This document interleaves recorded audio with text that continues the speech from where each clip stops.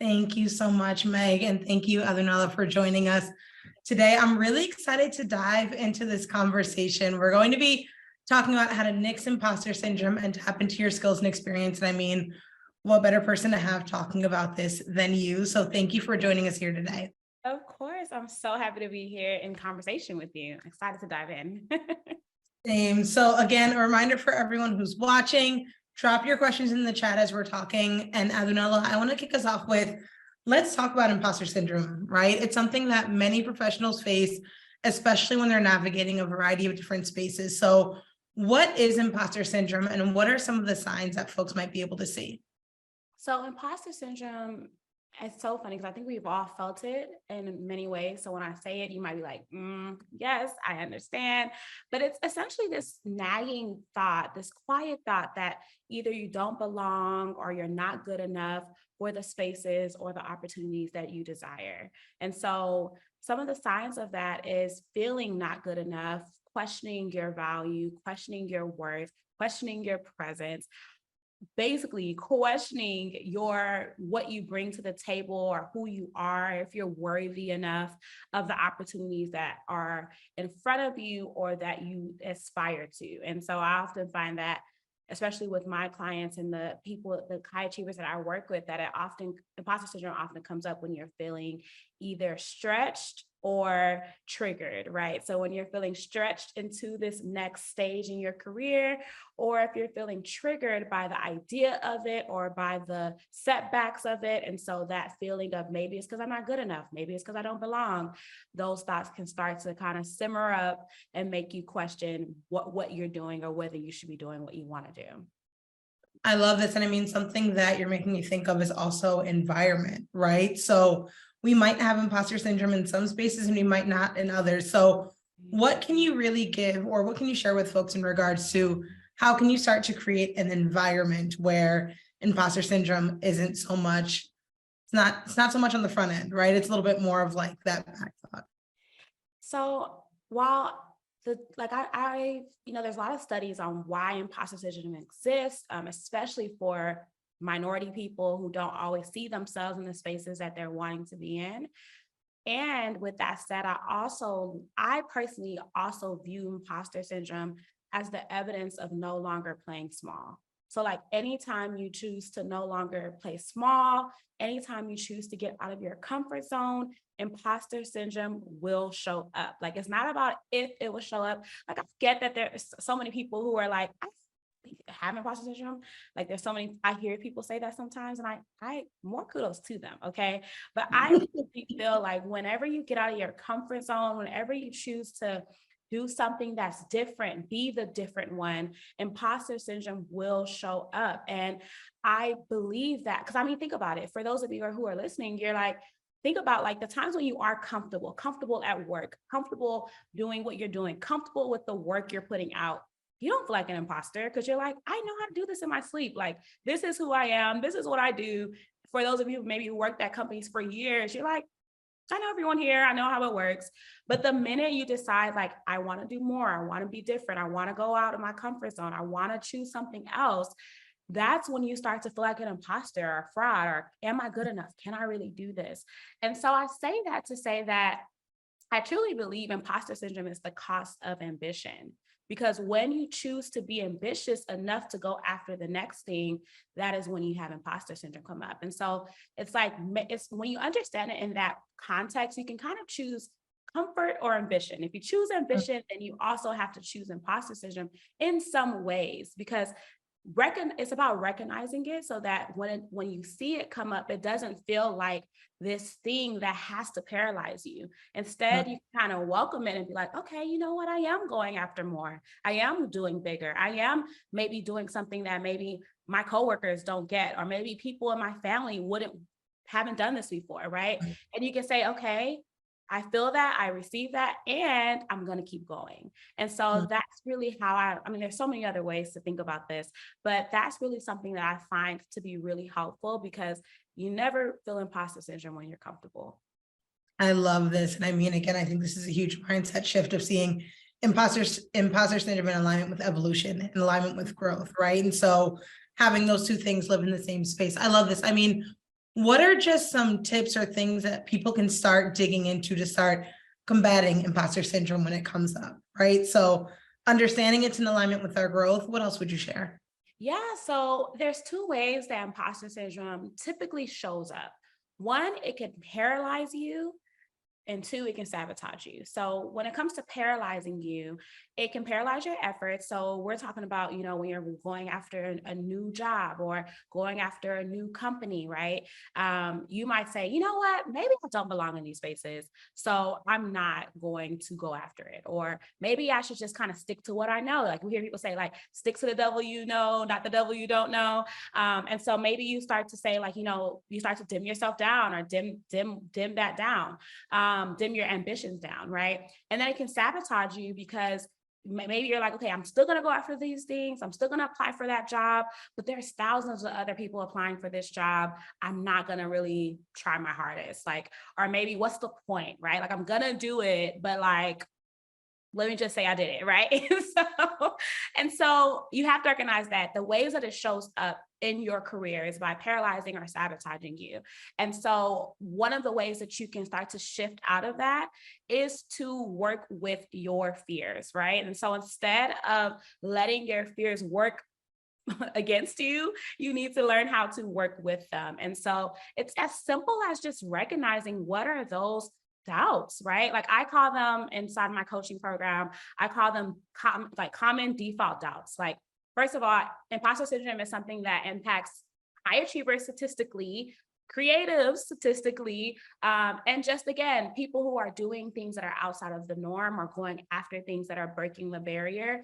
And so with that, there's a certain number of common default doubts that I found over the years that have really paralyzed or sabotaged high achievers. And it's, I'm not good enough, I don't belong, I'm too old, it's too late. And even like specific ones, like I don't live in the right city, I don't live in the right place. Like those things can really start to come up when you're going after these goals, going after these jobs. And so one of the first things that I recommend is really taking a deep dive into your own thoughts and be like, okay, what are those specific thoughts that come up when I am feeling stretched or triggered? And how can I start to identify them and name them while also recognizing that they're completely normal? Yeah. I love this. I mean, something that can pause like, listen, put your fear on payroll, right? You were saying like making it work for you, right? And so Yeah. seeing that as something that you can leverage towards your growth. I mean, I love it. I want to talk a little bit into the tapping into your skills and experience, right? So we're acknowledging that imposter syndrome might come up. We're going to put it on payroll, make it work for us.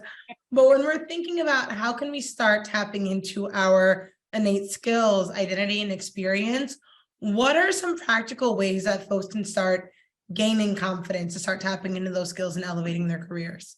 Yeah, so one of the biggest things that you have to do is understand the value that you bring to the table. I believe truly that every single person, whether you are just getting started in your career, and especially if you built your career with sweat and tears and energy and years invested, you have a unique set of skills, experiences, track records that you need to start owning. And a lot of times, so many people downplay their value. They downplay their skills. They see their skills as easy just because it comes naturally to them. They don't give themselves enough credit. They don't talk about themselves because they don't want to feel arrogant or, boastful. And so all of those things really impact how you ultimately view yourself, because if you're not owning your skills, owning your accomplishments, if you're not even able to say, these are my strengths, like if your friends talk about your skills better than you talk about them, love your friends, but you also have to get better at that, right? Because they're not going to be in the interviews with you. They're not going to be in the meetings with you, And so one of the things that we have to do, especially minorities, okay, who don't always see ourselves, who don't always have the people who are cheering for us as much as maybe the next colleague, you have to be your biggest cheerleader. And that means taking time to even celebrate the things that you're proud of. Like when people give you a compliment, not just saying, oh, that was easy, or it's no big deal. Like, thank you. Simple. Right. Like, thank you. And then make a note of it. Like if someone sends you an email, like you did excellent on this, keep it in a folder, right? Like start taking track, keep your receipts, okay? Because no one else is thinking about your experience, your story, your accomplishments in the way that you think about them. Like no one else thinks about you more than you think about you. Love everyone in your life, right? But no one else thinks about you. And so if you know that you are the main person thinking about you, how are you thinking about you, right? Like, are Mm. you spending your time thinking about how you're not good enough, how you're not qualified enough, how you're not valuable enough, when you could be spending your time keeping record, keeping track of the things that do make you you, right? Because you bring a level of expertise and knowledge that companies are looking for right now, but it's your responsibility to speak to that. It's not anyone else's responsibility. No matter how hard you put in that work, you also have to be able to tell people of that and remind them of your track record so that they feel confident enough to trust you to be able to do the roles that you're wanting to do next. I love this. I mean, I'm sure that everyone who is watching is taking notes. I hope y'all are, or you go back to the recording to watch this. I just want to encourage, if anyone has questions for Adunola, please drop them in the chat. We will bring them to this space. But so many things that you were just sharing, I'm taking mental notes and I'm going to go back and watch later. But as we're talking about this, we're just talking about owning our power and really communicating that and communicating that with confidence. I mean, quick tip, if you're in Slack, save the good feedback that people share about you, like create that running list. And I want to ask you, for folks who might not feel that confident with flexing all of their experience and their skills, what would be some quick or easy steps for them to start thinking about, okay, what are my receipts? What are the ways that I bring value? Honestly, especially for those of you who are looking for new jobs, because I mean, that's why most of you are here. You're ready for something new, you know? And so one of the ways that I teach my clients to do this is to let what you want to do inform what you say you do. So really looking at what are the jobs that you really want to do, right? Because so many people do this backwards. Like they look at their career history and then they create a list of things that they're proud of, right? And these are great things, but they don't always tell the story that the companies that they're looking for need to hear. And so instead, I recommend looking at the jobs that you're interested in and really taking note of what are the things and qualities that they're asking for that you now do feel proud of, that you know that you can do, and then let that inform your receipts. So for example, if you're looking for, let's just say marketing roles and maybe director of marketing roles or whatever the case is, and they're wanting you to like build out marketing campaigns organically, I don't know, I'm making it up. And so if you see that and then you're like, okay, this is what they're looking for, I keep seeing this come up, then you're like, okay, when have I done this? Oh yeah, I did do this for this. Or even if it was like one time that I did this, but that was really good, it did work out. And so you start to kind of use what the skills that they're asking for to help track your memory, remind you of what you have done so that you can then use those receipts to showcase what they're looking for. Because a lot, like I said, a lot of people hustle backwards by just kind of creating this list of like things that they just feel proud of because they're good at it or they like that moment a lot in their careers, but they don't really send the message of what the next companies are really needing to hear so that they get the jobs that they actually want. I love this. I mean, in one of the past chats, we were talking about how are you creating that future vision? I love it. You're reverse engineering it to be able to say, what is the story that we're crafting? And then what are those receipts as well? And transferable skills, right? I think as you were talking about this, we're in a job market where you might be wanting to transition what your role is or what that looks like and being able to say, how am I taking those transferable skills to create that story that you're talking about? I mean, I love it. Let's talk about a segue. I mean, let's talk about the fact that a lot of folks are looking for new opportunities right now in the job market. And so what would be 3 things that you would really recommend to someone to start on their job search outside of what you just shared? I mean, lots of things because I have so many steps, so many tips, It's right? like you have a dedicated program to this. But just because he's talked about transferable skills, I think it's really important to note that transferable skills are not just leadership skills. They're not just, I'm a great communicator. They're not just, I'm a team player. Like they're not soft skills, right? And so really when especially when it comes to a career change, I am really big on helping high achievers leverage the skills they already have, right? So that you're not starting over, you're not feeling like you have to throw everything away. And so it starts with number one, finding the right roles where you already feel a level of confidence. Because yes, you might feel imposter syndrome, but you know when you're reading the job description, you're like, I can actually do this. Like, yes, this sounds like it was made for me. Like, hold in on those feelings, right? Like when you feel that, like, oh my gosh, like, do they know me? Like, that's when you should know, like, okay, that's confidence, right? So hold that confidence, even though I know that most of you, because I always joke and say, like, most times when people are looking for a job description, they're like, okay, where's the bullet that's going to disqualify me? Yep, that one. Like, even though 10 of them sound exactly up your, that one bullet, you're like, I'm out of here, I'm not applying. But when you do feel that confidence, hone in on that, and use that to help you identify the right roles where you can show up as a top candidate, where you do feel confident. Like, I recommend looking for roles where you feel like you can do 80% of the jobs. Some people say that you should try to look for roles where you can do 70%, but I'm all about helping you feel confident to go after these roles.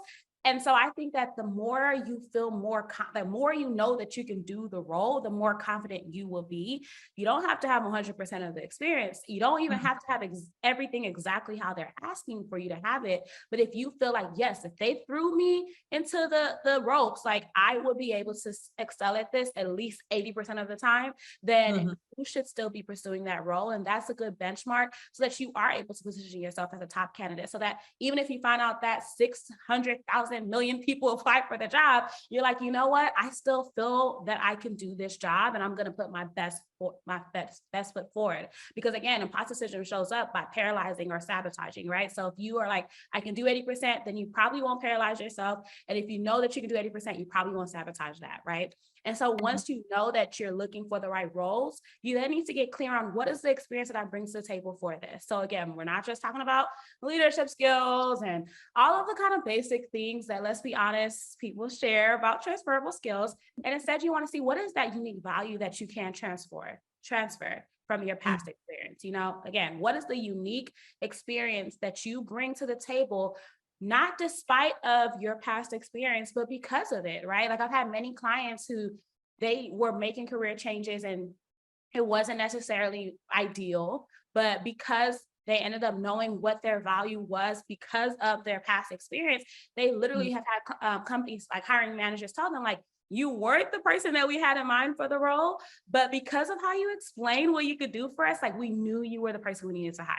Right. And so that's the type of understanding of your experience you want to be able to have, because you, like I always say, before you can convince someone else to hire you, you must first convince yourself that you deserve to be in the room. Right. So one of the ways that you convince yourself is by understanding what is those experiences, what are the things that you bring to the table, and by also not being an experience hoarder. Okay. Because so many people who have either years of experience or who have a lot of great companies under their belt or have done a lot of cool things, they want to just hoard it, right? They're like, let me put all this in my resume. Let me say all of this in my LinkedIn. Let me say all of this in my interviews and make sure everybody knows that I've done these things. And not a bragging way, but you just feel proud of those things, right? But when it comes to changing careers or getting a new job, you might have to do some shifting, right? Like, you might have to start releasing some of those experiences that may not be relevant to the story you need to tell about why you're qualified for the roles that you want.